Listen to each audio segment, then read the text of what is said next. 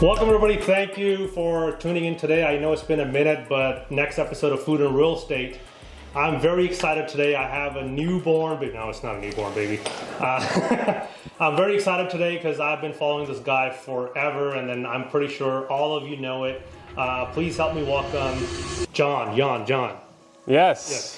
Yes, all of the above. How are you, man? Nice to meet you. Thank you. Yes, Thanks for having me. No. Thanks for being in my home here. This is beautiful. This is an exciting time for me because we're about to sell this house. We decided a couple days ago, and so I've loved this kitchen. I've been here for the last couple of years, and so I'm so excited to have you bless us with some Indian eats, man. Yeah. Thank you. Yeah, we're here to do some curry magic. Yes. Yeah. So when was the last time you had some curry? Gosh, recently actually. Curry, I've always loved Indian food. Right. But I get around to it maybe only 4 or 5 times a year. So yeah, went down to Renton and had some nice Indian food just about a month ago. Wow. Yeah, man. Wow. So what's your favorite dish? This is gonna be silly a little bit, but I actually don't think this is like a classic Indian dish. So my favorite dish is what they call like an Indian burrito, which is a piece of garlic naan with peas, like thinly sliced chicken, Right. and like a white sauce and rice. And they call it an Indian burrito, and I freaking love it. It's so awesome. I don't think it's like a classic Indian dish, right? You're not getting that in New Delhi, but it's an Americanized version. But they're like, how do we reach these people? Yeah. We put it in a burger. So yeah, man. Burger, I mean, that works. Yeah. Yeah. So, and by the way, I want to give some context. So my legal name is Jan currently, but I'm changing it to John. So I do answer to both as long as you can pronounce it correctly. But yes, that's why you were mentioning the new baby. It's like I'm being reborn almost, starting a new legacy. I like it. Yeah. Awesome. Yeah. So how long have you been cooking, by the way? Oh my God. I've been cooking since 2016. Okay. Me and my family bought a restaurant up north, and then that's what it really kind of like got me started into this. Nice. Before that, you couldn't have me cook nothing. Really? No, I was just like, no. Cereal? Yeah, cereal. I could put together a cereal. Right. I could do some eggs. Okay. But not some serious stuff like this. Okay. So you got all sorts of spices here. Yeah. Tell me which ones you recognize. Okay. I see cinnamon. Yeah. Clove. Yep. Some kind of pepper. Yeah, it's just dried red chili pepper. Is this anise? Star anise. Star anise. Excuse me. Yeah. That is got to be your. God, I know this one. Turmeric. Yeah. Hey, a little birdie came down, helped me out. Yeah. So you got a bunch of great stuff. So. Yeah. So we're making traditional chicken curry today. So okay. These are, what are you gonna call them? Like, dry, full of spices. Cool. So the idea is to, get the oil warmed up. Okay. Get these spices in here and get them to open up. Awesome. Right. So we got star anise in there. I should have not held that. We got cinnamon in there. We got. And we're also cooking in mustard oil. Oh, interesting. I have never even seen that. Mustard is a seed. Yeah. Okay. Seed oils are bad for you. Did you know? Not that one. Yeah. Actually, some seed oils are bad, some are not. And I think this is probably one of the. Yeah. Cool. So just cooking it in there. So we're gonna let these pop up, open up. Okay. With the hot oil, and nice. then we'll bless it with a little bit of cumin, and then we'll throw some garlic and onion in there Dude. and get it going. Heck yeah. Yeah, I'm super excited. Me too. Yeah. You're telling me someone's cooking for me here at my house, and he's become a friend, and yeah, it's been cool to get to know you a little bit more, and have you be a part of the WAREI mastermind. That was great. That was really great. Summer camp was a fun time, and yeah. So I'm all in on what you're doing, man. I love the gas station thing. I don't have any other friends that do gas stations. Yeah, so. there's not a lot of them, and then most of them are hiding anyway. Yeah. Well, yeah, they because everything is sold offline, so there's no need for them to be out there and then be known. But they're known to the people who are in the gas station business. Okay. Right. So we know who they are. They know who I am. But other than that, you don't know who these guys are. Right. So that's how it is. Yeah. Interesting. Yeah. Why is that? I mean, I'm in mobile home parks and RV parks, and of course, a lot of parks get traded, off market or kind of pre-market to qualified buyers, but a bunch of it still definitely goes to market. So do you feel like stations are different and for a reason, or? Yeah, they kind of like to keep it quiet. They don't like to let their employees know that they're thinking about selling, because the employee might think, I don't know if this new guy's going to keep me or not. Yeah. And they may run away to get another job, and the deal might not close. Now this guy's without, so the whole thing is like that. So that's why they prefer it offline. Off market, I should say. Sure. And then, I prefer it too. Yeah. Like I say, he who controls the inventory controls the market. And that's the whole game here. That's awesome. Right? So you got buyers that are calling you every day, and they're sending you things that they want to buy, and they're like, well, I know that one, I would talk to that one, he's not selling. Yeah. So, and they're on your list, and as soon as you have one, you call your first 5. Okay. And one of them is going to buy it. Really? Yeah. Wow. So the big buyers, how are they just trying to buy as many as possible, or are they happy to get one gas station per year, or what does that look like? It really depends, right? So I know somebody who owns about 100, right? Wow. I know somebody who owns 2, and I know somebody who owns none, right? So everything in the middle. So it really depends. So the bigger guys are looking for bigger properties. They want something, that does about 100K inside, 100K outside of the very minimum. Per month, per year? Per month. Okay. Right. So those are hard to find. So those are anywhere from 8 to 12 pumps, and the bigger stores, and all the other stuff going on. Yeah. Now, when you say 100K outside, you mean strictly 100,000 gallons. 100,000 gallons. Wow. At $4 or $5 a gallon. Yeah. So $500,000 of revenue per month in gas. Yeah. But they're not, they're not going to profit off the whole thing. Do you make? Can I ask you all these questions? Yeah. Okay. I'm this is great. Places here, yeah. This is great. I'm getting to learn about gas stations. So, do the operator and owner of the real estate make some kind of a spread on each gallon, or not at all? Yeah, they do. Okay, they do. But so it depends on their agreement. Sure. Right. So it could be what they're buying the gas for. Really affects how they can do it. So if they have competition in the area, they got to keep an eye on who's selling at what. Okay. And then what's their margin. It's anywhere from 30, 40 cents to I've seen as high as over $1 per gallon. Wow. I was not expecting that. I thought you were going to say 2 cents a gallon. No, and back in the day it was 10 cents, 15 cents. Wow. That's awesome, man. Very cool. Yeah. So that's how that goes, and then they make their margins on the inside sales as well. Yeah. And then that'll make up the bulk of their money. And then if they have a coffee lady that's outside, or if they have a taco truck outside, they're paying them on a monthly basis. If they have a bigger footprint of the store, then they'll probably lease it out to another restaurant or something, so they're making more money off of that. Wow. Yeah. So, I buy mobile home and RV parks. Currently, that's the bread and butter of what I spend my time on. Of course, I also do flips, and I've got some standard multifamily, but I really do love the mobile home and RV parks. Ballpark cap rates for mobile home parks are 5 to 8, depending on asset size, quality, location, etc. Yeah. RV parks maybe going to be 7 to 10, 7 to 12 cap. Okay. Again, big range based on 100 unit RV park on the I-5 corridor that has full concrete roads, pull-through sites, upgraded electric, etc. That's probably going to sell at a 6 or 7 cap, best case. Wow. right? But, you know, I mean, right now I'm buying one that's a 14 cap. That's a 43 unit in Oregon. Right. So that's kind of the cap rates in the mobile home and RV park space. What's the cap rates that people are buying, or the cap rate range for gas stations? We are not really looking at cap rates. Okay, doesn't matter. No. And we are looking at their gross profit.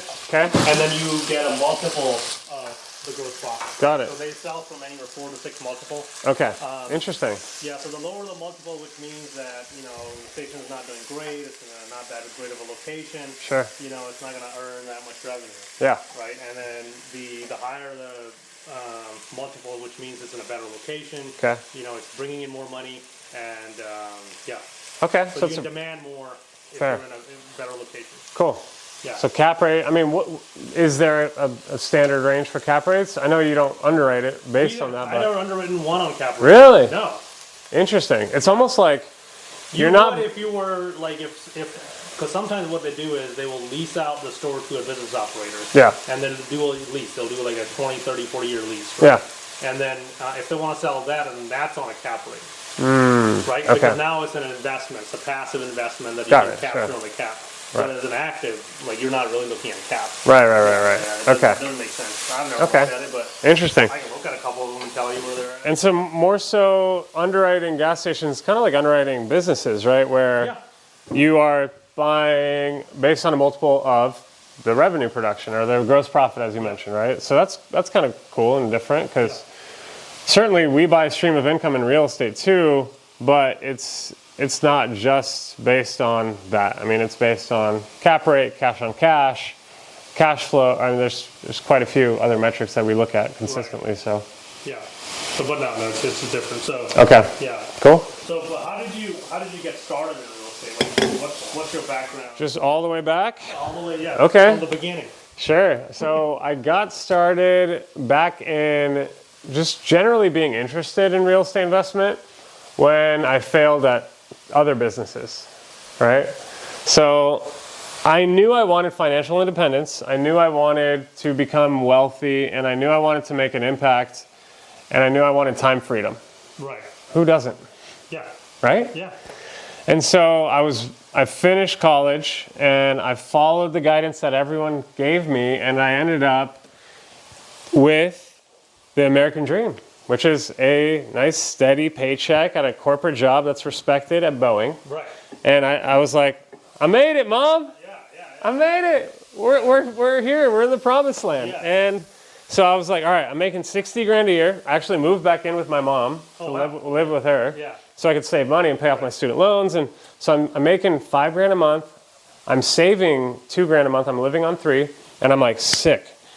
Now, at 2 grand a month in savings, that's 24 grand a year. I'm doing the math. And I'm realizing, okay, how long till I get to $1 million? I want to be a millionaire. Yeah.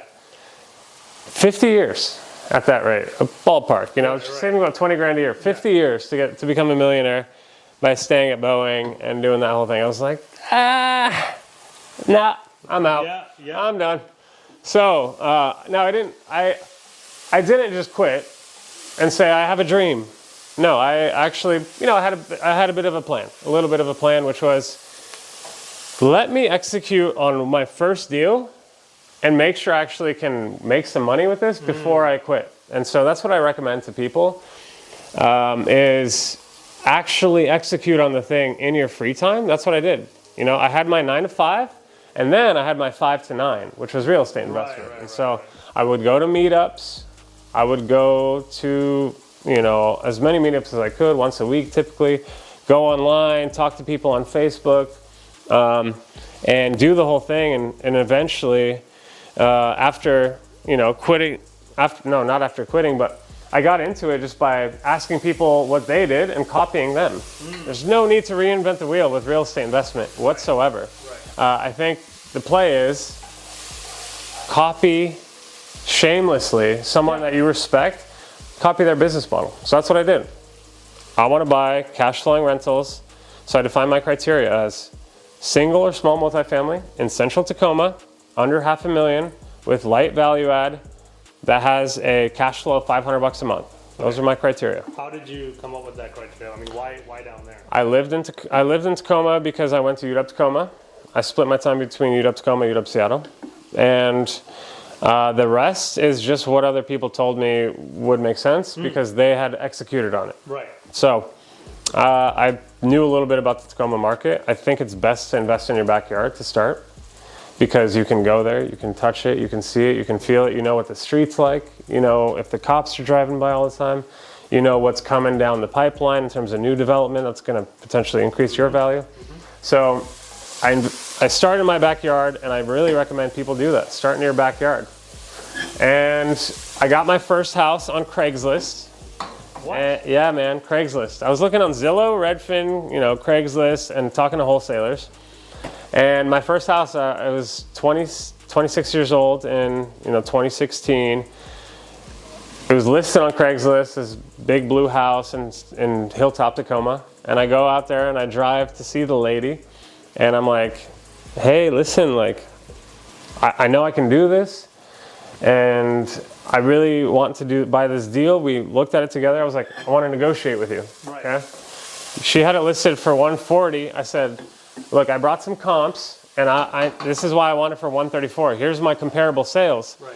And she's like, Jan, those aren't comparable sales. Those are all active listings. They haven't sold. And I'm like, oh, that's right. Yeah, you're supposed to look at stuff that's already sold to try to negotiate. So totally fell flat on my face, did not know what I was doing, showed her active properties and tried to negotiate. She threw me a bone and we got the deal done. Right. This is still while I'm working full-time at Boeing, and I renovated it with the help of my family a little bit. They helped me do some flooring and hire a GC, and still while working full-time, super stressful. I mean, you don't know what you're doing, right? So it's stressful.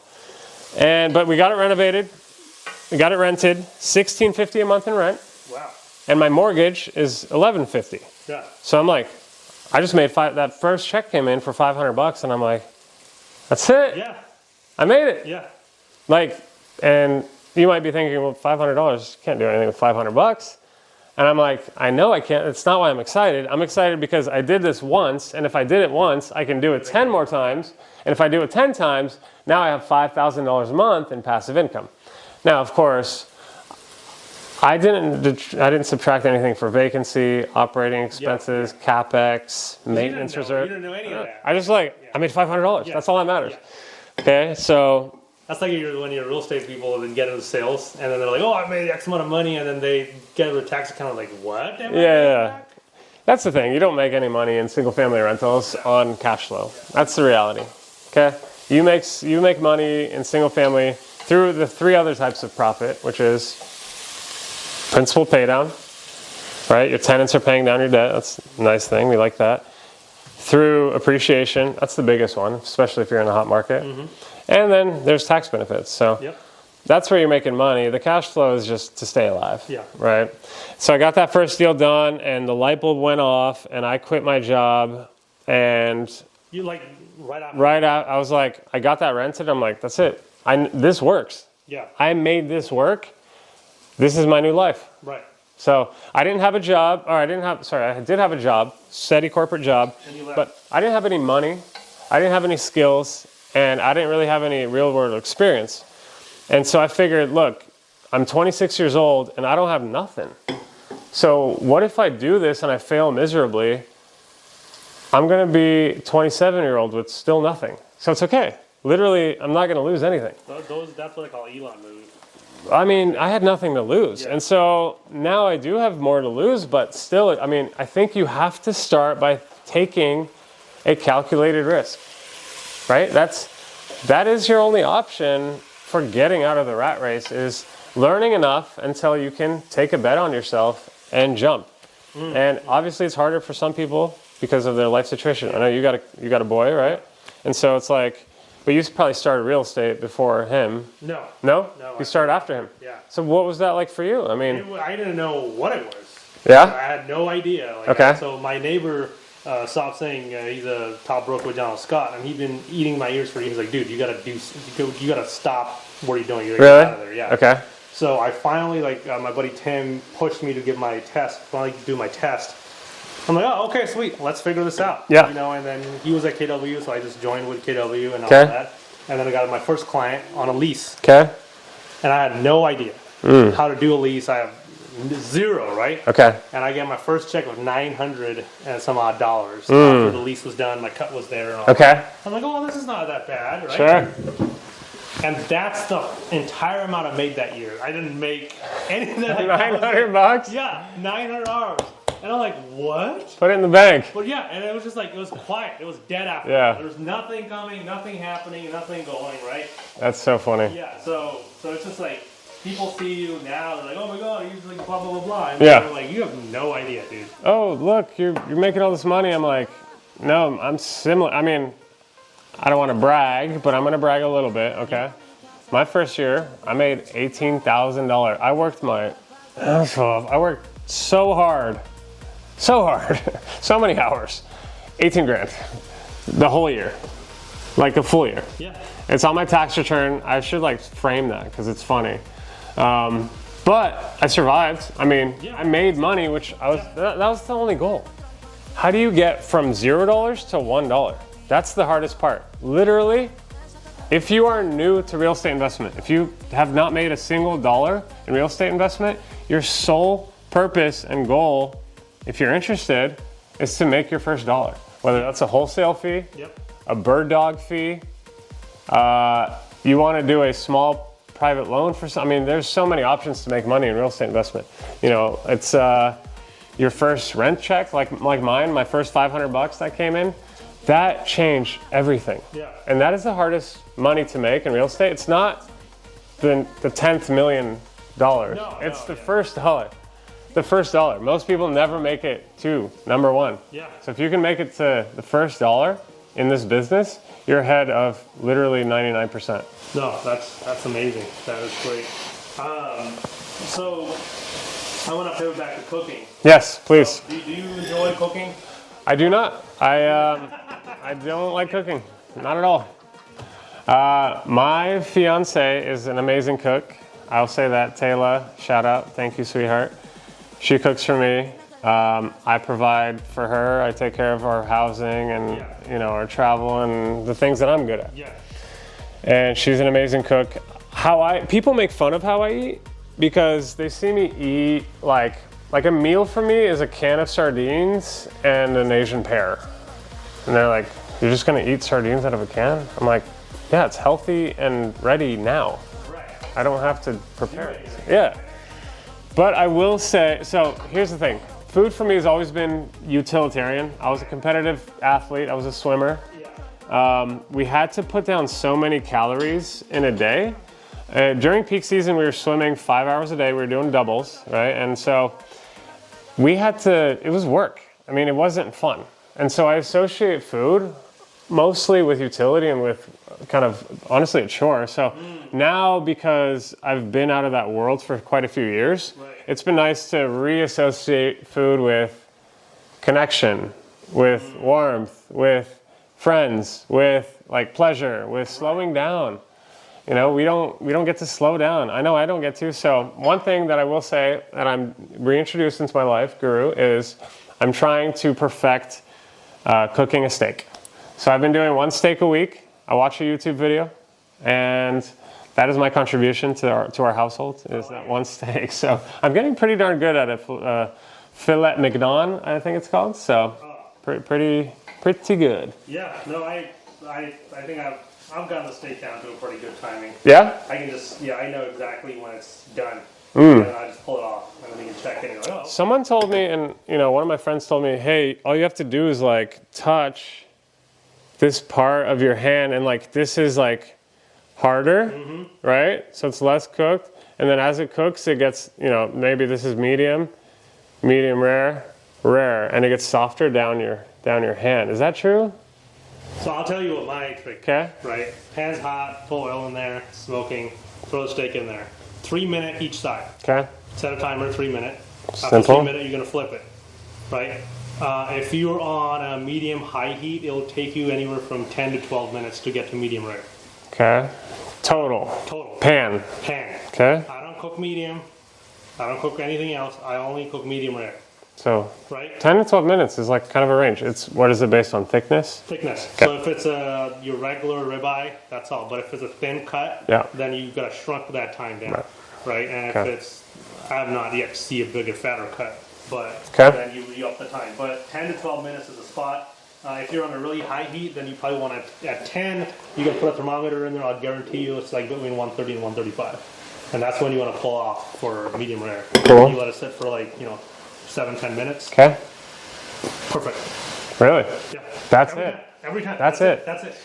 I got to tell you, Guru, I'd love to try one of your steaks someday, and actually would like to have a cook-off and see who can make a better steak. That's good. That's good. I don't mean to brag, but I've been doing a filet mignon 3 times now. Getting pretty good, getting pretty wild. This guy is challenging me while I'm cooking, right in his kitchen, and then while he tells me he hates cooking. Look, I don't love it, but I like it. It's just like, doesn't mean I can't like try to perfect it. At least one thing. I feel like that's a man thing. You gotta know how to cook a steak. That's a man thing to do. Yeah. You know, that and like taking a chainsaw to some wood. Yeah. I don't know, it just makes me feel like a man. I gotta take you hunting, man. Dude, for my bachelor party this year, I'm actually getting a group of guys together, my close friends, and we're gonna hunt hogs, wild boar, in Florida in the marshes at night. And you get a thermal scope and a frickin' AR, and we're gonna go hunting at night for these hogs. And I'm super excited because I've never been hunting. I've shot a bird with a shotgun. Right. Just like in my friend's backyard. Yeah. He's like, hey, look at that thing. And then I was like, oh, cool, it's a bird. And then 5 seconds later, I hear a loud bang. And then I'm like, what was that? And he comes in with holding the bird. I'm like, I want to do that. So he let me get one too. But I'm excited because I want to go hunting for the first time. I think if you cook and you're really into cooking and you cook meat, that's like the full life cycle. If you actually go out there and hunt the animal and then prepare it, and right? I think that's a cool thing personally. So I got a buddy of mine, he's a vegetarian, and then he's like, the only time I'll eat meat if I can go hunt it, kill it, cook it. dude, Other than that, I'm not eating meat. that's the most ethical way to eat meat. Right. Not only that, but think about how healthy Americans would be if every time we ate meat, we had to go out and hunt it. Right? Dude, No one would eat meat and we'd be way healthier. so many people are dying hungry on that one. It's true. Yeah. The first ones to I'm go just are saying. the one in my 600-pound life. They're just gonna starve over there. Somebody help me. I'm just saying, like, it would work. Right? I wouldn't be surprised if RFK now just like goes out there and then he just makes that decision and it's like that's the executive order now, and then you go out there and hunt. Love it. Oh my god. How's it looking, man? It's looking good. I think we're getting close to where we're gonna start adding these rounded spices. That looks amazing. Thank you.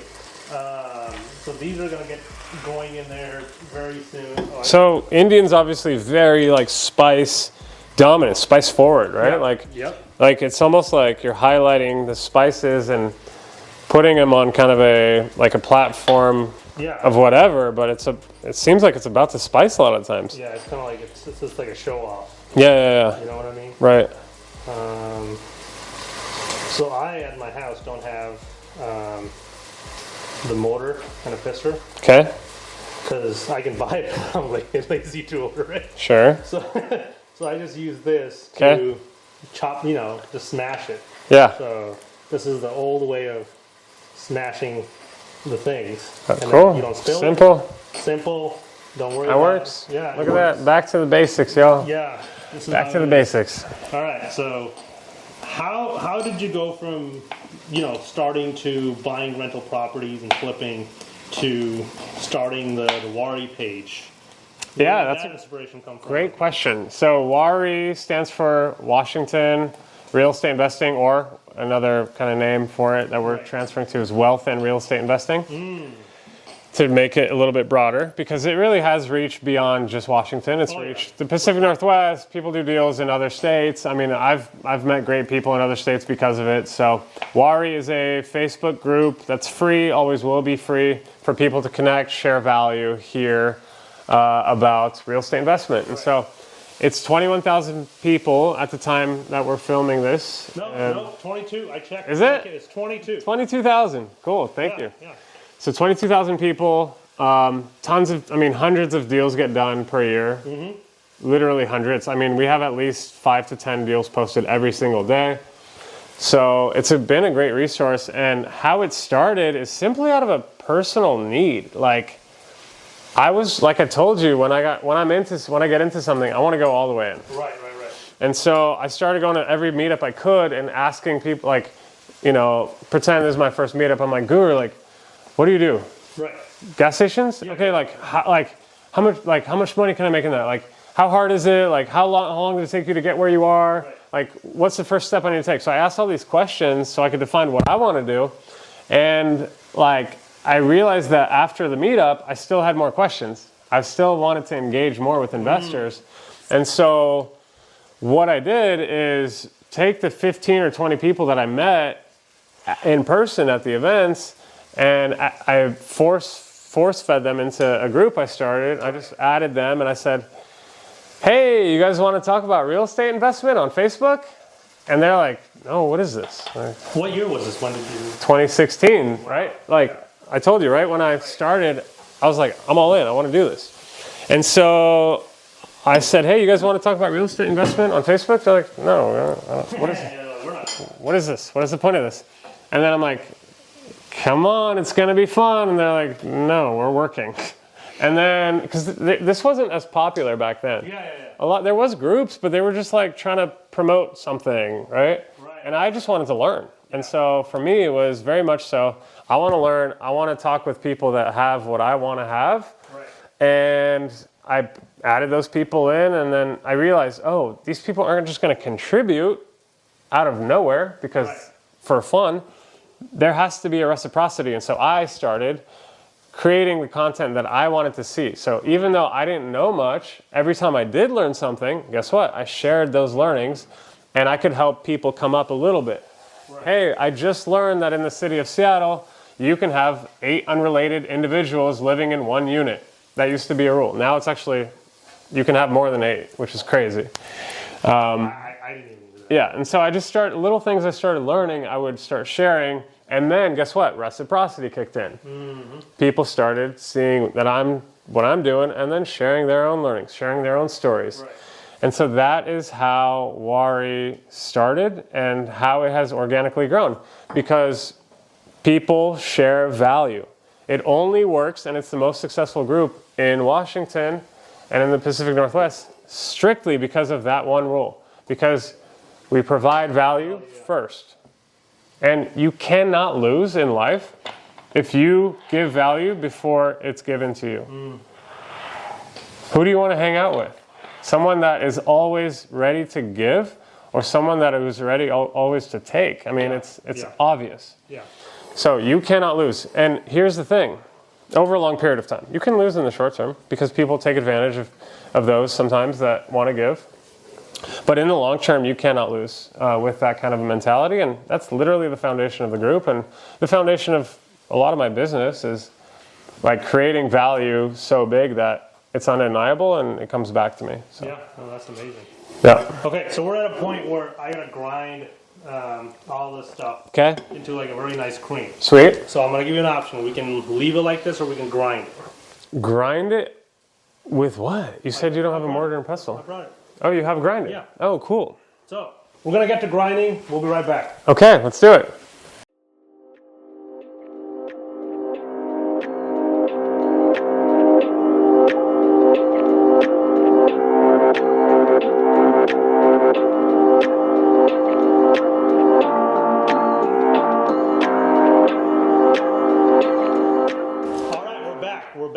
We got that shit into pulp.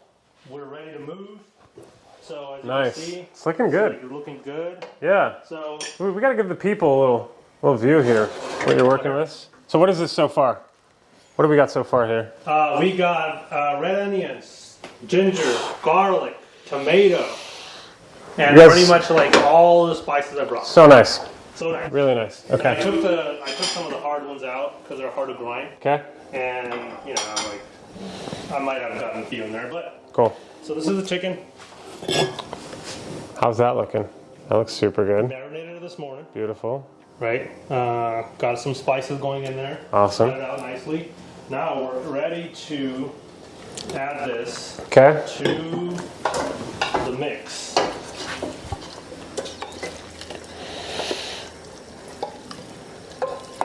So you've got like a curry base and now you're putting the chicken in? Is that what I'm seeing? That's exactly what Okay, cool. Now how thick is this curry going to end up at? Because it's quite thick right now. wherever I want it to be. Oh really? You can kind of modify it Just add as you water. go? Oh, that's it? Yeah. Easy enough? Yeah. So Nice. the more curry you want, the more water you add, the Got less, you know, and then you just go from there. Cool. And then the chicken will also leave some water Okay. because, you know, and then so we'll gauge it as we go along Hmm. to see where this is going to end up. Okay. And probably another, I don't know, 30-ish, 40 minutes. While this is cooking, Okay. where are you envisioning yourself in the next, like, you know, 5 years or 10 years? Where you know, where you think you're going personally? Yeah. And then on the business side. You know, I just wrote about this. I was talking with my therapist and performance coach, and I realized that I haven't set personal goals in a while, and I miss doing that. I miss working on personal growth and like in terms of characteristics I want to develop. So I think, you know, to get from zero to like $100,000, you just need like, you just need to work. You just need to focus, right? To get from like 100,000 to 1 million, like you need to invest. You got to figure out that skill set. To get from 1 million to 10 million, honestly, you can just keep investing and like you just need time, right? But to get to like 100 million, I think you need to develop your character. You need to, the person that can make like 1 million or 10 million is not the same person that can make 100 million. And so I'm thinking about this recently and I'm like, how do I become the kind of person that could make $100 million? To be the person, you know, start developing to be the person that earns $100 million. Correct. And I realized like I'm not that person today because my trajectory is not sharp enough, right? The curve's not sharp enough. So I realized I need to grow. And few of the things, the characteristics that I discovered were 4 things. And they all have to do with, guess what? People, self, how you interact, because you cannot get to $100 million on your own. Yeah. You're not doing it. You have to leverage people, processes, technology, and capital, right? And so I realized if I want to become an expert, a master of managing people, processes, technology, and capital, I need some things to work. I need to develop some personal characteristics. I don't think I'm patient enough. I can feel myself losing my patience when I'm managing people sometimes, right? You just want to shake them and go, why don't you get this? Why don't you get it? But people aren't inside your head. You have to give them the step by step, and then you have to empower them to figure it out on their own. And they will, you know? And so I'm learning I really need to work on my patience so that I can become a better leader, but better manager. I know I need to work on my empathy. So I can put myself in Guru's shoes and say, what drives Guru? And like, if we work together or we collaborate or Guru's an employee, how do we put him in a position to like be energized and be lit up and be excited to do what we're doing? Right. And I can't do that unless I put myself in your shoes and improve my empathy. I'm not naturally, it's not a natural strength for me, you know? I'm good at certain things, I know, and empathy is not, I have to work at it, and it's fine. You know, some things you just have to work at more. So that's another one. Wow. Another one I would say is, gosh, what was on my list? Empathy, patience. You didn't know there was a quiz today, did you? I know, right? No, but I like that idea. It reminds me of Jim Rohn, and he said, I mean, the videos back in the 70s and 80s, and he was like, everybody should make a goal that they want to earn $1 million a year, not because they want $1 million, just because what will become of them, right, on Correct. the way to the $1 million, right? So, then I think it's the money's there, the money's great, but who are you as a person? That's where you can really win. Yeah. Right. That's where you can feel better about yourself, feel better about the impact you can make, and actually give it back to the community. Right. And that's important to me. So what does that look like for you, giving back to the community? Well, I got to tell you, we've done some cool stuff in terms of giving back. So we've done, with my Facebook group, WAREI, we've done a winter fundraiser, and we've raised over $175,000 for causes that I personally care about, which has been such a pleasure because I get to select the causes, and the causes that were important to me were mental health and addiction, because I've struggled with mental health issues and addiction issues in my past, and I want to improve the situation for others and improve the resources available to others. So we raised capital for a nonprofit called Journeyman, which is run by a couple of my now friends that become my friends. And it's nature-based rite of passage experiences for young boys and teens to go out into nature, have a challenging thing to go out into the wild, perform this task, and come back as someone new, right? As a rite of passage into adulthood. And this is kind of a lost art form in the Western society. We just don't have that in America. So I thought that was a really cool thing they do. They focus on emotional well-being. They focus on emotional intelligence. They focus on like improving communication and naming your feelings, naming your problems, naming your opportunities, all of that.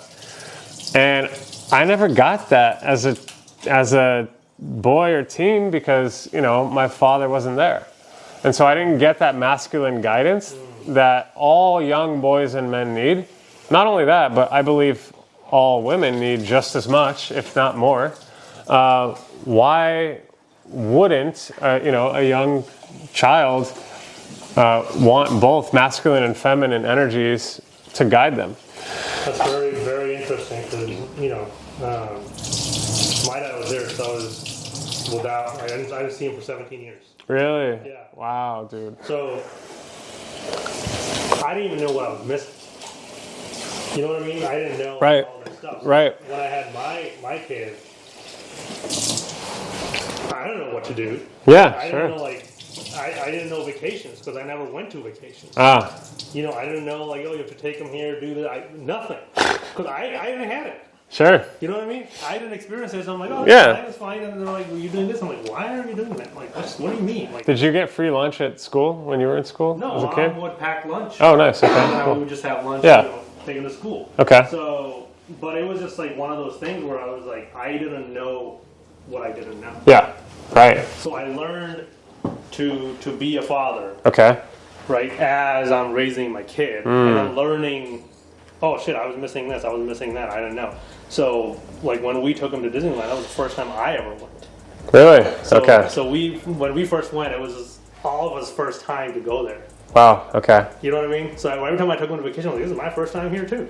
Yeah. So it was he's like, what? Yeah. Yeah. So now we have those conversations when I'm sometimes telling him, dude, I didn't have any of this stuff when I was growing up. Sure. Wow. And how blessed you are and all that. So he realizes that, he understands, so, which is a cool thing to share with him. Yeah.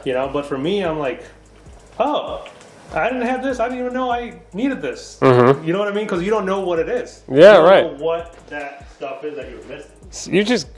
That's the cool thing about humanity, right? We're so adaptable to whatever the situation is that. I grew up very poor, and we would wait in the free lunch line, and we were on Section 8, and it was single mom with 3 boys in a new country. she's doing the best she can, right? Yeah. And so I didn't know that, like, until I got picked on, I didn't know it wasn't cool to get all your clothes at Ross for, you know, $4.99. And I didn't know that I was getting Ralph Lauren polos that were like 6 years old. It didn't matter to me. I was like, this is cool. It's cool to me. It's new. And then, of course, you get picked on, and they're like, you know, kids are tough, right? Yeah. And so, but when we were at home, I felt like, hey, I got my brothers, I got my mom. That's pretty cool. We have, you know, maybe I sleep in a living room for a year because I don't have my own room, but like I have a roof over my head. Can you really complain? Dude, I think I shared with me, he knows, the other day, and then I shared a page from my journal, and it was just basically like, I literally wrote down like, nothing's going right. Everything is fucked up right now. Yeah. Right? It's just like finances, personal, business, all of that stuff, right? And I don't know which way is up. However, I'm grateful I have a roof over my head. Right. I have a car I can go to, you know, if I want to go somewhere. I can go eat anything I want. Yeah. You know what I mean? So I'm like, this is great. You know, and tomorrow I get to just do whatever I want to do tomorrow. It's great. What It is am I great. complaining about? Exactly. You know what I mean? And then I'm like, okay, I went to sleep, got up in the morning, next day we just went to work.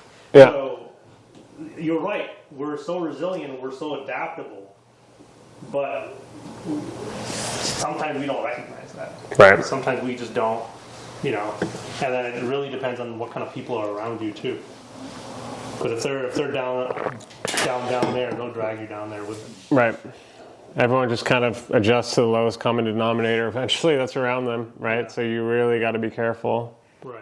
who you are giving your energy and time to. Yeah. Right? Yeah. I know. So, who else is in your family?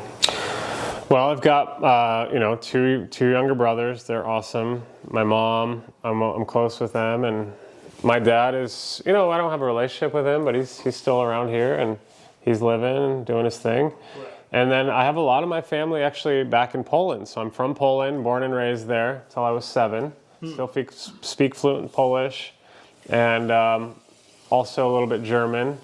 Oh, wow. Yeah, and so it's cool to go back to Poland and see all my cousins. Like I have 27 cousins. My dad had eight brothers and sisters, right? And so it's really fun to go back and see everyone and have an excuse to go back to Europe. Like I'm like, hey, I got to go see my cousins. Oh, and by the way, maybe I'll stop in Lake Como for the summer and go to the south of Spain because why not, right? Yeah. So yeah, it's great. Actually, this summer, Taylor, my fiance, and I are gonna plan to spend 2 or 3 months in Europe. So Awesome. open invite to Guru, you and your family. Wow, thank you. If you guys want to drop in for a few days or a week, we'd love to hang out in Europe, man. Don't threaten me with a good time. Right? I haven't left the country in like almost 9 years. Really? No. So That changes this year, Guru. So I've just explored the U.S. I have a Jeep, so Oh, you do? yeah, Cool. 40s. Right? Yeah. So I like to go to the mountains a lot. So Nice, I go man. snow wheeling. And, That's awesome. How many cups did I put in there? Shit. He wasn't a math major, ladies and gentlemen, okay? No, I was not. I'm gonna have to He's a broker. He knows how to market and sell, all That's right? right. That's all Not I know. math. We don't do math around here. We have Excel for that. No. Come on. Yep. Restart. It's okay. We're here. It's fine. Good thing we have plenty of water. Hey, now it's going to be thoroughly rinsed rice, right? So What more could you want? I got like 8 or 9 times rinsed out. Yeah, right. Nice, man. 1. So we're gonna take it easy this time. Because I need 4 cups of water. Okay. Because I have 2 cups of rice. Okay. No. 2. You're halfway there. I'm only going 2.5. Just kidding. Okay. My mom likes to do double Okay. for some reason. She And just. she just ends up making sticky rice. Oh, okay. Yeah. That's how you make sticky rice? Just more water? Well, the thing is, I steam it too. Okay. So once the water's gone, we're just gonna cover it up, Cool. and we're gonna let the steam do its job for another 11 minutes. Sweet. Easy enough? If you want to shrink that time, you add more water and let it cook more in. Okay. So it's just like, mom does it differently, I do it differently. Everybody got their own thing going Got on. it. So I do 1.5 times the water. So Easy. it's 2 cups of water, 2 cups of rice, and it's 2.5 cups of water. Okay, cool. So easy enough. Indeed. But before we were talking about my math major. Your lack of math major. Wait, what did you major in? Did you go to college or no? I did. I dropped out. Cool. So I originally started out in computer science. Okay. I used to build computers, debug them. I had an ad going. I had an ad on Craigslist back in the day when I used to go to college. So people used to like leave messages for me, and so after my college, I checked messages. So I was like, my network is not working. I don't know what's going on. Right? So I would just then drive to their house, look at what's going on. I was like, oh yeah, it's $20, and then they'll just pay me 20, and I'll fix it. And then, that's awesome, dude. Yeah, and so I did that for a while. And you're like, sweet, I can buy another pizza. Yeah, live another day. Yeah, no, my cousin used to like. He had this Honda Civic that he was building up, right? So he used to work at IKEA in the kitchen. Okay. So I was like, oh, I want a cool car like that. So I was just saving money. Different ways to like save money. Right.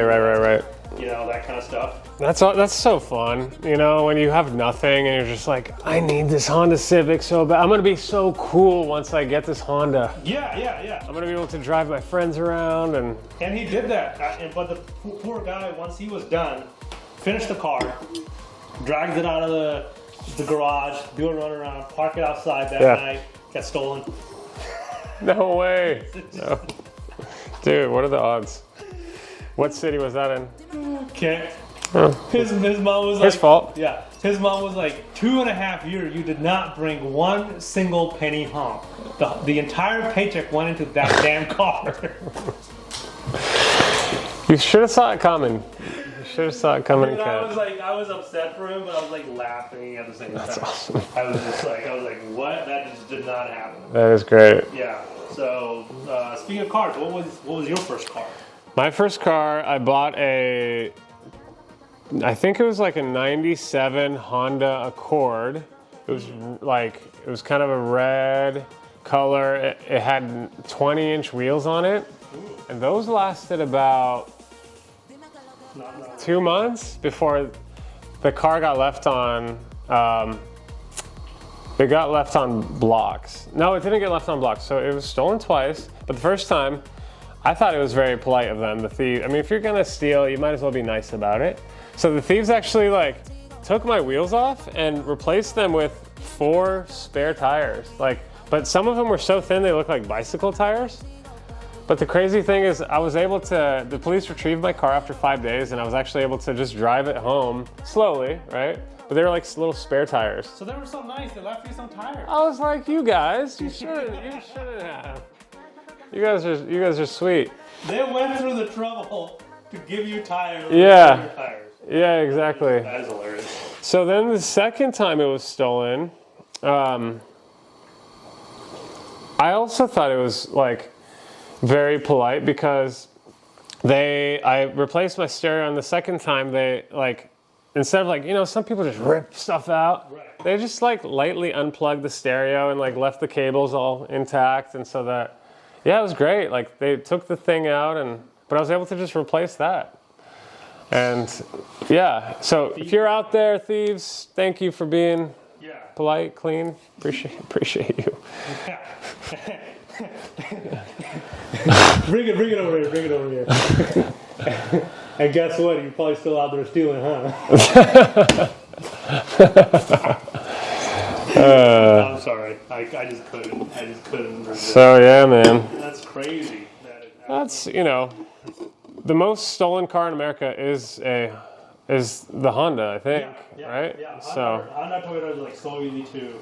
But now you got the keyless entry, so they have this machine that they've built. Yeah. And if your key fob is out there somewhere, they can pick up the transmitter and then copy it, clone it, and then they can open your car. Really? Yeah. Dude. So you can buy these RFID blockers for your key on Amazon. Yeah. So you can put your key in there at night. So crazy. You can pick up.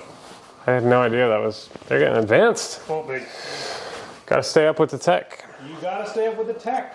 That's the only. You need a freaking computer science degree to steal cars these days. Well, I decided to change my degree midway, did business. Mm-hmm. And so I used to work in logistics. Okay. And then an opportunity presented in California. Okay. So I flew to California for this opportunity. Yeah. Right? And I left college. I dropped out. And my professor's like, what are you doing? I'm like, dude, like this is why I was going to school for. Business opportunity. Sure. He was like, you know what? If you think this is what it is, go ahead. You Yeah. know? So we were on good terms. I left, flew there, talked to them, and then didn't end up closing the deal. Oh, really? You know, with the company, yeah. Okay. Because they were trying to give me something I didn't want it. I wanted more. Okay. I think they were just kind of like testing me out, see how I do. And I was Sure. like, dude, I'm not moving from across the street. I'm moving from Seattle Right. to San Jose. You know, apartment here is like $2,900, right? So I got to do something. And then they wouldn't give it to me. So I came back with nothing, and now I'm out of school. Whoa, right? dude. Yeah. So No way. yeah. So it was like it was hilarious. Wow. Well, I wouldn't had call it borrowed- hilarious. Maybe now. I had At the borrowed- time, was it hilarious? I had borrowed money from my buddy for the plane ticket. You know, Okay. to go, like it was just the whole thing. Right? Yeah. So I had nothing, and Wow. when I came back, I had nothing, and I was like, "Ah, it's fine. We'll figure something out." Dude, Yeah. that's not good. No, it's not. It's And funny now, maybe. This is like didn't sound like it was hilarious at the moment. No, it wasn't. Okay. I Because didn't think Fight so. at the house too. Really? Yeah, because it was like, what do you think you're going to California? What do you mean you're going to go Right. California? You know, and then didn't end up going to California. Dang. Dropped out of school. That's The whole wild. thing, yeah. So, was it a blessing in disguise It was a blessing eventually? in disguise. I think it led up to this moment. Okay. Because you know, when I think about hindsight is 20/20, right? Sure. So when you look at it, you're like, okay, well, if that wouldn't happen, I probably wouldn't be here. Okay. Because you know how your life changed, how you shifted, the people you met. Yeah. The people you met then push you to get you into real estate. Then you Right. got into real estate. Then you met more people, and they're like, hey, why don't you do this? Why don't you do that? This is how you get this done. You know, and then eventually it led me to where I'm at today. Right. So I think if one or two things wouldn't have happened, I wouldn't be here. I mean, if I wouldn't have switched my degree from IT to business, I don't think I would be here. Yeah. Because I was looking at an internship at Costco. Right. Their IT department was I worked at Costco. Yeah. So their IT department was hiring. So I had Okay. two guys I know. They're like, "Hey, apply for this job." Sure. And before applying, I switched my degree. Dang. That just one little shift, right? It's crazy. How did you get into brokering gas stations? Oh yeah, it's just so I got into brokering not knowing what I'm brokering. I didn't know the difference between a single family from a duplex. Okay. No idea, right? Yeah, sure. So my first client was a lease client. She wanted to open up this eyebrow threading salon. Okay. No idea how that works. Did that deal. She then referred me to one of her friends. Did that deal. And then so on and so forth. So in my office, there was only two people that were doing commercial. So I'm like, oh, I got to learn this. So I then started taking classes, CBA. How to do a lease. How to do a purchase and sale agreement. You know, all that. Because I'm like, I don't know how to do this. I got to learn. Yeah. So I started doing that and eventually got into multifamily. Okay. Started brokering multifamily. The hardest shit I think I've ever done was to get into multifamily hard. brokering. It's hard. It was nuts. On the phone all day long. Right. So then I hired a coach who specialized in like one asset class, and that's all they did. You know, they did mobile home parks. Oh, okay. And so I was like, if I need to learn from somebody who is mastering just one thing, then I need to have somebody teaching me that, right? So got under his wing, and we just started stopping everything else, stopping leasing, stopping all that stuff, and then just focus on multifamily. And I ended up doing a gas station deal because I had a client who came across. And I'm like, well, this is not bad. So I was like, Coach, why don't I do this for a day or two? Okay. He was like, well, no, I don't want you to stepping away from all this stuff that we've built. To Yeah. do that. Okay. But I'm like, well, let's just start one day a week. He's like, okay, one day a week, you can start databasing stations. Nice. I'm like, sweet. The call to contact to lead ratio was bananas. Really? Compared to multifamily, Oh, interesting. right?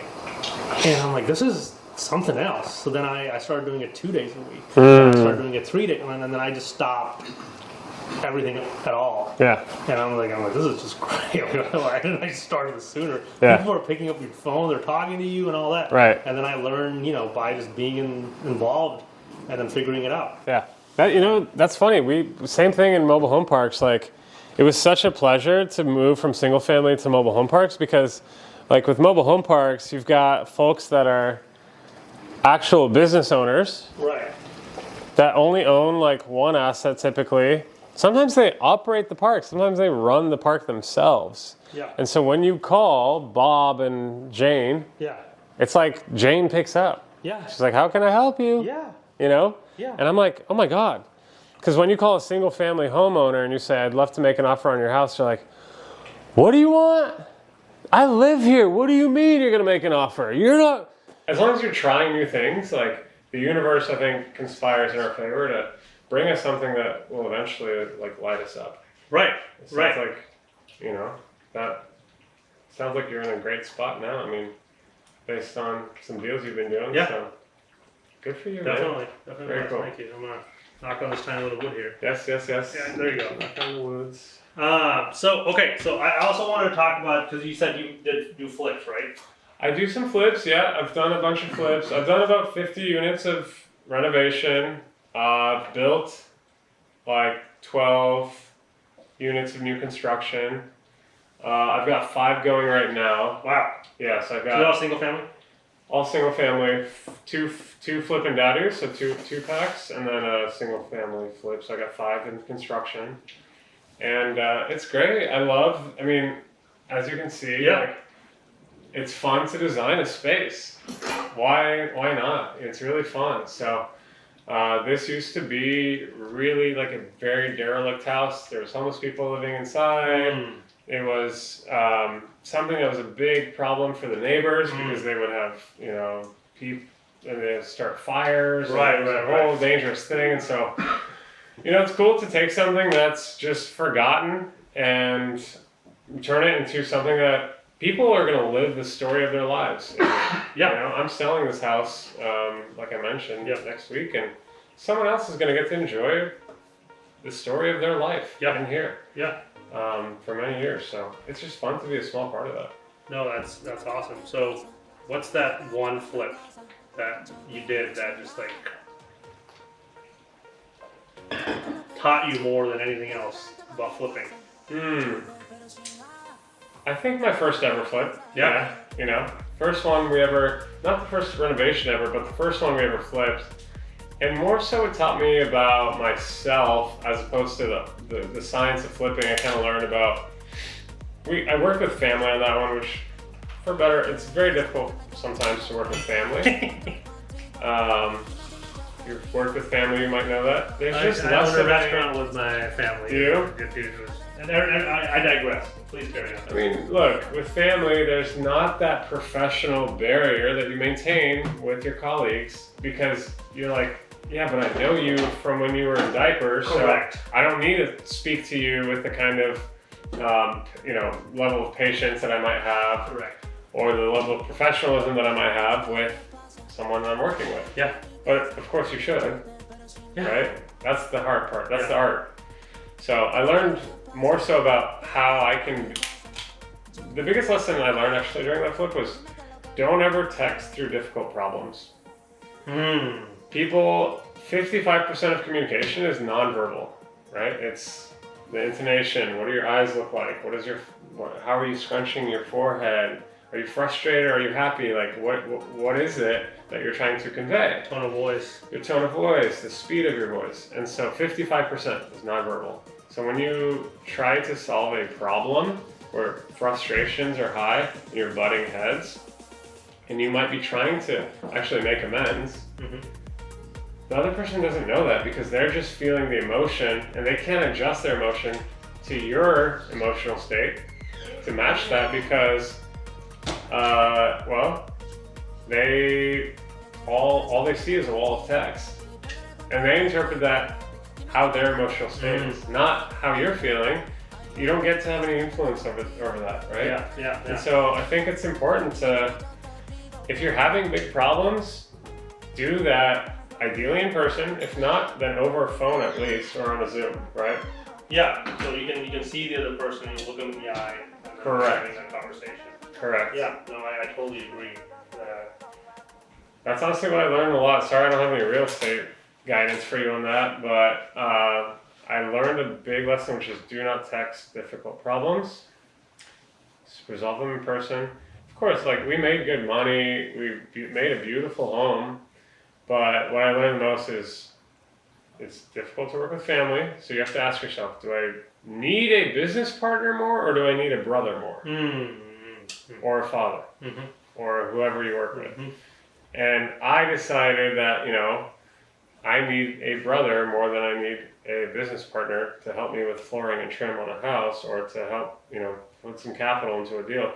I think it's just easier to maintain my brotherly relationship. Yeah. And then work with other people, you know? Yeah. Do we still own assets together? Yes. Is it fine? Yes. Yeah. But has it caused a lot of tension and stress that was unnecessary? Also, yes. So it's a risk. Yeah. It's a risk. Yeah. I did my first one with Frankoff. Did you? Frankoff. Yeah. Yeah, because when he was at our office, we went to a family reunion together. And then I was practically, me and him, we used to be the last one, like, in the office. Okay. Like, every day. So that's how I got to know him a little better. And then we traveled together and whatnot. And I'm like, dude, where you, like, and then he's like, he does all these flips and whatnot. I'm like, dude, Sure. I want to come do this. He's like, you sure? I'm like, yeah. Yeah. And then, so he brought me one. Okay. He's like, let's do this. I'm like, dude, I have no idea how to do this. Really? Can you please, like, for the first one, I'll go 50-50, you know, do it. He's like, yeah, sure. So we did it. And then he didn't hire a GC. He subbed it all himself. Oh, wow. So, which was kind of like, I would say, blessing in a disguise, because then I get to, like, learn the process. Sure. So there was days he would call me like, hey, I need you to come at the place, and we go there, and I'm in, you know, I'm suited up. Yeah. And I would take off my jacket, and then we're like, hey man, that flooring guy didn't come today. We need to get this flooring off because the flooring guy's coming to put the flooring in. Yeah. So me and him are just like taking the flooring out, the nails, everything, right? Yeah. And then so learned a ton from that, and then so when we did the first one, it was great, and I'm like, okay, I think I can handle this next one on my own. And then we did the second one, and third one, and the fourth one, and then we just kept it rolling. That's awesome. Yeah, but very cool. But that first one, I still, when I go to Tacoma, Portland Avenue, right? I was like, oh, I wonder what's going on over there. So I just go out of my way just to see the house, you know. And I was like, why did you fence it up? Why did you do this? You know, like I got annoyed. Yeah. I'm like, if I wanted to add a fence, I would have added a fence. It was like, no, it's not my house anymore. Yeah. I remember taking my kiddo there when we seeded the backyard to water. Okay. Because it was summertime. Sure. So every third or fourth day, you know, me and my kiddo would just drive to Tacoma, go over there and just water the yard. Really? And then take my mom and go water the yard. That's funny. You know, and then show them like, hey, this is what we did, blah blah blah blah, Yeah. and all this stuff. So it was fun. Yeah, it was fun stuff. That's cool. I want to involve my kids someday too. Do you feel like your son's interested in your work at all? He was interested. He used to draw houses back in the day. He's like, I want to build a house like this. He would draw like a 3-story house, that's cool. put a pool in the back and all that. Yeah. And then slowly he kind of like shifted. Okay. And then now he wants to be an electrical engineer. Oh wow. Okay. Yeah. Nice. He's getting all straight A's. Yeah. He's a teacher's assistant. Yeah. Right. He hates PT. The only thing he loves is swimming. You know, but only in the summer or springtime. He says it's cold in the winter, so I will. That's right. I got to give your son some swim lessons. That would be great. About that, right? That would be great. I used to be a competitive swimmer and that would be swim great. coach, so yeah. Or a swim instructor. Yeah. Yeah. So every year we book him for sessions, Really? and then he goes. Last week he did diving. Cool, man. We learned diving. Really? Yeah. Nice. Yeah. Very cool. So then he teaches his mom like, oh, this is all you do, blah blah blah. That's fun. Yeah. That's super fun, man. Yeah. So. The food's looking good. Yeah. So you ready for a little taste test? I am. I certainly am. Okay. All right. So hold on a second. What are you working with here? Sam. So we're at a place where we're almost there. Okay. So what I look for is either the separation of the water and the oil. Okay. So you'll start seeing that on the top. You're kind of seeing that here. The other way I do look at it is that I will just press the chicken against the wall and see how easily it's coming off. Okay. Nice. The easier it is coming off, then I know I'm there. Yeah. You know. That's a great trick. Do you mind if I try it? Yeah, go ahead. You'll kind of feel like, oh, it's easier to break it, or is it still? So it's, as you can see, it's like it's still a little bit there, a little bit of like tightness, but it is starting to come off pretty easily. So you can just literally take a spoon and then just take it off. Yeah. That's what you want. Okay, got it. So now we're just gonna give you a little curry test. Okay. So I'm gonna bring it over here. Are you gonna airplane this for me? Yeah, no, I'm gonna hand you the spoon. You want an airplane? I don't know you wanted that. I could could do it. It's hot, so careful.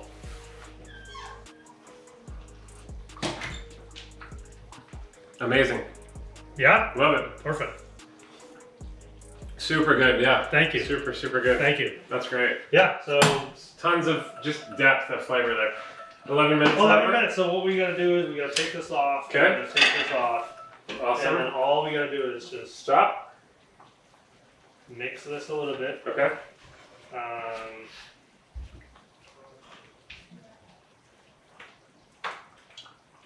And then if you really want to test it out, you grab a grain. Just a single grain? You got 2 or 3. Okay. And then you press it, and you'll see that it's just squishy. I was able to just kind of like fully squish it. Yeah. That's when it's ready? Ready? Okay. Easy enough? Yeah. Is that it? That's it. It's just oil, a little bit of oil and salt. Okay. And then water.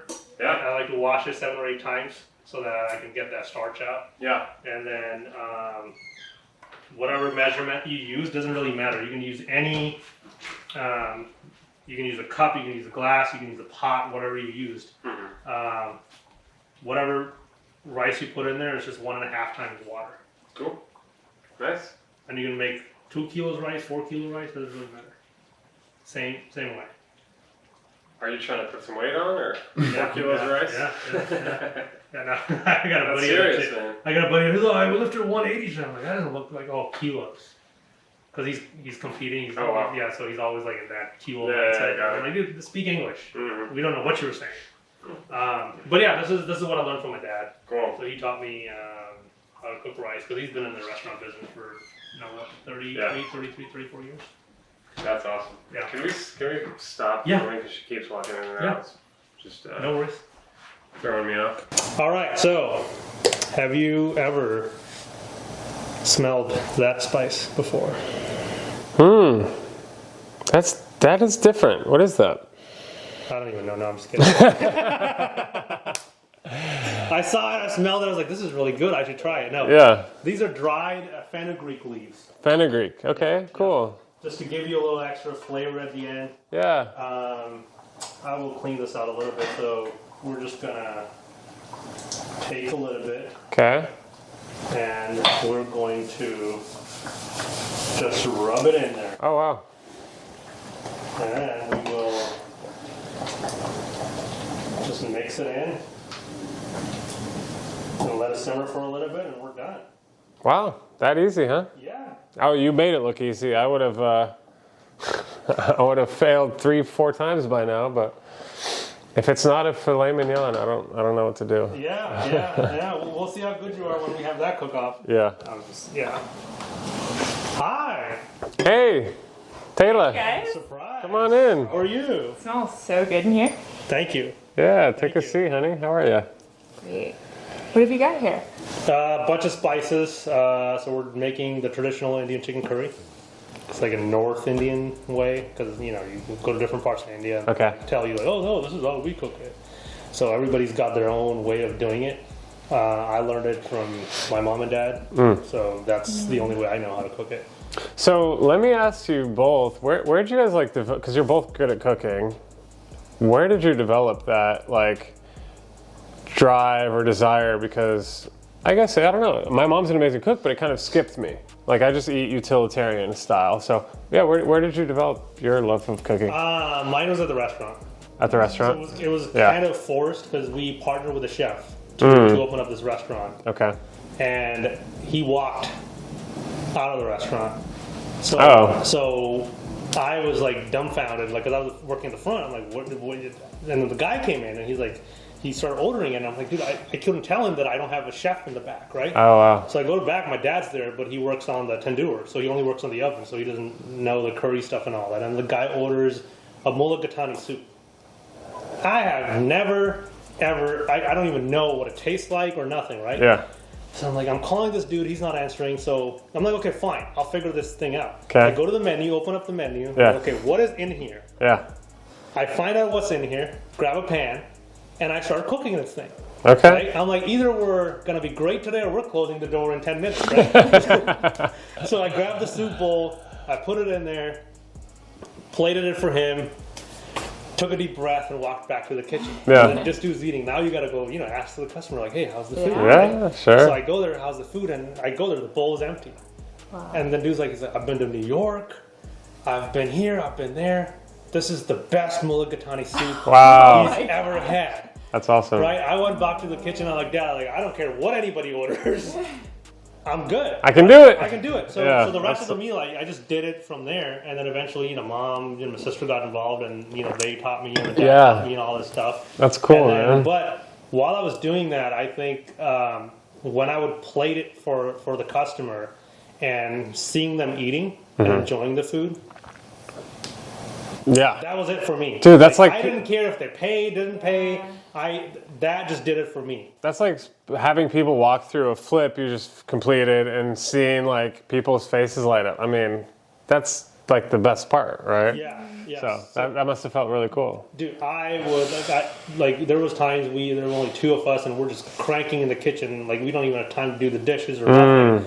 And then, but seeing people waiting for your food, waiting for you to plate it to them, and then them telling you how good it was and all that, I wouldn't be tired at all day. 14, 16-hour days, Wow. no problem. That's awesome. So that's where I kinda, like started developing it. That's cool. And then I started cooking at home. Yeah. And then everybody would enjoy the food and I would feel good. Yeah. And that was it. It was just the feeling that I think I got hungry for more of that. Yeah. Cool. Yeah. That's awesome, man. Yeah. How Very about cool. for you? I mean, that kind of experience really imprints it, Yeah. when you get to see other people enjoying your hard work, I think cooking has been one of my first memories ever. Oh, wow. Like my mom was always the one that cooked at home. Right. And I was the only girl in the house to learn, the trade and cook for, 5-6 people. And so I think from like the very beginning, I was using a mixer. I was, she was handling something else. So I had to figure out what spices could go into the thing and just kind of feel it out, taste it out. Like you don't know, you don't always know like how to navigate it when you're like thrown in there, but I think those learning experiences really like cement it. So you're kind of like me when you look at it, I'm like, okay, this is how much salt is in there. Yeah. Because people ask me how much salt you put in. I'm like, I have no idea.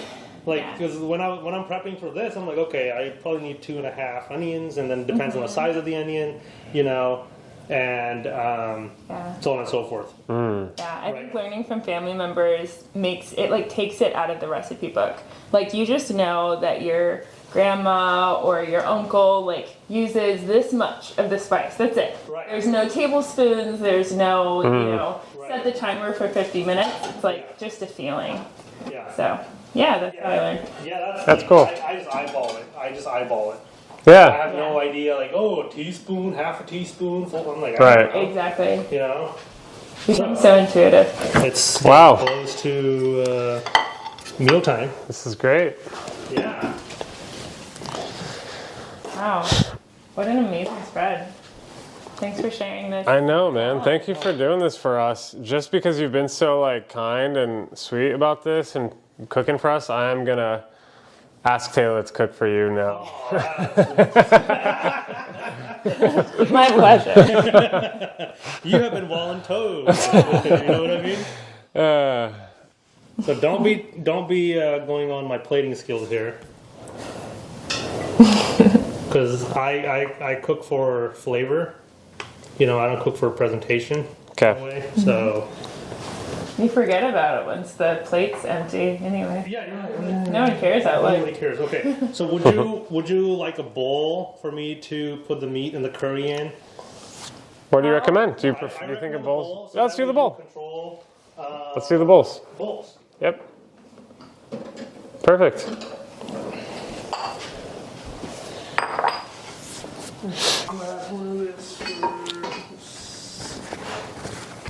Okay, I'm gonna take a peek at your spice Oh chart. yeah, please, yeah. I have no idea what this one is. Did you smell it? Oh wow, that kind of smells like. Cardamom. Oh wow, Cardamom. I One of would my favorite spices. have never So guessed. musky. Super cool, yeah. I really enjoy chai. And that is one of my favorite things to put in the chai. Black cardamom. Anise. That's really Star nice. anise. Yeah, star anise. And so each one of these went into the curry today? Yeah. Wow. Incredible. Beautiful. You're welcome. And then I'll do a little, you know, gourmet stuff. Hold on. The Salt Bay? Cilantro bay. Love it. Oh my god. Wow. Wow, this is like delicious and nutritious. You know, this is hitting all your macros and everything. Oh yeah. Oh, for sure. Perfect. So what is your favorite dish? That's such a good question. Let me get some cutlery for us. I got it. Oh, you're gonna get it? No, you're gonna get it. No, it's too late. I got it. Oh man. I think a really classic comfort food that I've done recently for us was like a pot roast. It was like a beef roast. That was really yummy. I did kind of like a red wine base. That was nice. Just like really classic. It's just a food I grew up with. And I make just a lot of veggies and protein, like really basic, especially since we like to stay fit and just like eat really clean. Right. So it turns into a lot of that. Anything else? That pot roast was the best beef I've ever had. Yeah, slow cooked. Yeah. Like she also makes she makes a lot of great healthy alternatives to things. So like she'll make like a Snickers bar out of dates and homemade like dark chocolate and nuts and like our own, like kind of just her own version of things. And it's really fun. It's really fun to see how she like puts a healthy spin on any food out there. Yeah. That's awesome. I make a mean cashew cheesecake. You gotta stop, because I'm gonna be here and then you're gonna be like, this guy's annoying. Why didn't we tell him where we If live? he wants it. Oh, creme brulee. Oh my God. She made the best creme brulee I've ever had just a couple days ago. Yeah. I am like not good at desserts. No? No. Okay. Zero skill. Come on, next time we'll cook for you. I can actually make a couple of desserts. We can make wow. filet Yeah. mignon. We could make creme brulee. By we, you mean me, right? You make filet mignon. Yeah. I'll make creme brulee. Yeah, We can okay. get like a side in there. Yeah. I'll make the steak. No, I will make. Do you want a delicious steak? Sure. Or Okay. not? All right. Okay. All right. All right. I'm so excited for you guys to. Yay!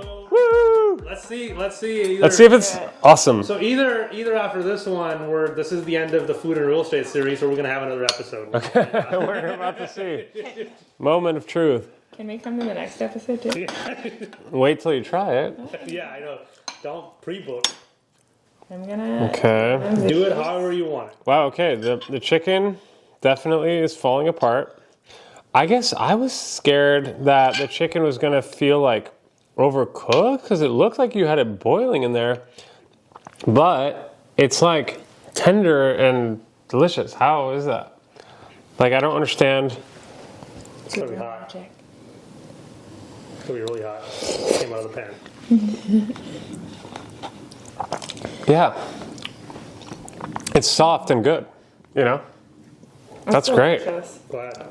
Taylor also loves like depth of flavor and like deep spice, so Yeah, my favorite. this is like perfect for her. Speaking for her, she hasn't said a thing. I'm just waiting. I mean, we've had conversations. Yeah, about deep Yeah, spice. really? She's told me about the love for deep spice. This is deep spice. Right. Look at it. Depth of spice. Yeah. Yeah. No, thank you. Super good. I'm glad you guys enjoying it. Thank you. All right. I love it. I'll leave you here. Yeah? You guys enjoy the food. Oh, And then, we're gonna miss you. We're gonna miss you. yeah, I mean, I'll be back. Okay. You just said that I'm gonna be back for. That's desserts true. and- We gotta do round 2. Yeah, we have to do round 2. Awesome. We're gonna cook dessert for you. I like it. Okay. I like Cool. it. And for everybody at home, that's all, folks.